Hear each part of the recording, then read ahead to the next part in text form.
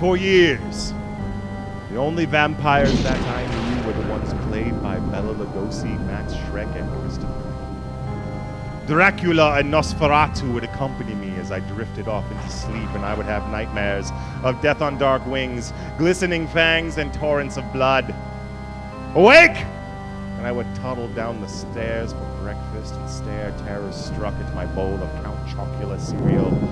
My math skills were savaged by my fear of the Count from Sesame Street, but I still watched the movies and read the books, and with age, my fear turned into desire, and I thirsted to be a creature of the night, to exist in the shadow of life and to never die. I met those who shared my dark fantasies, and we would gather under the full moon, drink the reddest of drinks, wear the blackest of clothes, and dance to the darkest of music. There, I met a beautiful shade, my divine nightmare. She gave me a book, told me to devour it. It will change your life.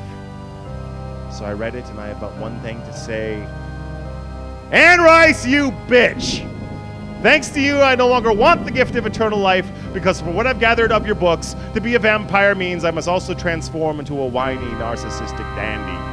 It was once that Dracula could raise the hair on the back of your neck with a simple, I never drink wine.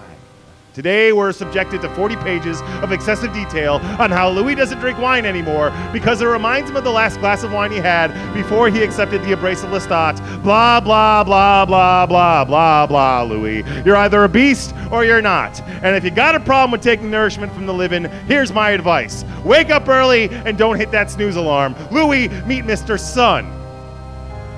You know, Nosferatu was never filled with existentialist dread about living forever. Yet to hear the modern vampire talk about immortality, it makes me want to suggest that they only drink the blood of people taking some serious antidepressants. I mean, vampires used to have presence. They could walk into a room and with a single unblinking stare, you would know terror.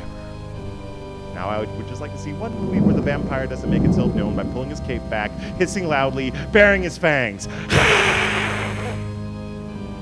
I still dream of vampires, though.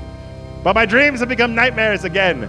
They're no longer crimson showers and switchblade smiles. Now I'm trapped in a room of vampires, and I'm trying to get them to shut the hell up.